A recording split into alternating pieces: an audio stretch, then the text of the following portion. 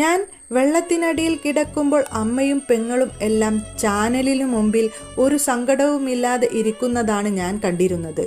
ഒരിക്കലെങ്കിലും ഗംഗാവലി പുഴക്കരികിൽ എൻ്റെ അമ്മയും ഭാര്യയും വരണേ എന്ന് ഞാൻ കൊതിച്ചിരുന്നു. ലോറിക്കുള്ളിൽ കിടന്ന് തെളിഞ്ഞ ജലാശയത്തിന് മുകളിലൂടെ എനിക്ക് എൻ്റെ അമ്മയെയും ഭാര്യയെയും എൻ്റെ പൊന്നുമോനെയും കാണണമെന്ന് ആഗ്രഹിച്ചിരുന്നു. ഷിരൂരിലെ 72 ദിവസത്തെ പ്രയത്നത്തിന് ശേഷം മനാഫ് ഈ ലോകത്തെ തന്നെ വിസ്മയിപ്പിച്ചുകൊണ്ട് അർജുൻ്റെ ആ ചേതനയറ്റ ശരീരമെങ്കിലും നമുക്ക് ലഭിച്ചു. പക്ഷേ അതിനുശേഷം മുൻപ് തള്ളിപ്പറഞ്ഞവരെല്ലാവരും നേരെ തിരിച്ച് പറയുന്ന ഒരു സാഹചര്യം പോലും സൃഷ്ടിക്കപ്പെട്ടു. ഈ അന്വേഷണങ്ങളൊക്കെ നടക്കുന്ന സമയത്ത് എവിടെയോ സോഷ്യൽ മീഡിയയിൽ ഞാൻ കണ്ടിട്ടുണ്ടായിരുന്ന ഒരു കുറിപ്പായിരുന്നു ഇത് യഥാർത്ഥത്തിൽ. പക്ഷേ ഈ കുറിപ്പിലേക്ക് വന്ന് പെടുന്ന സമയത്ത്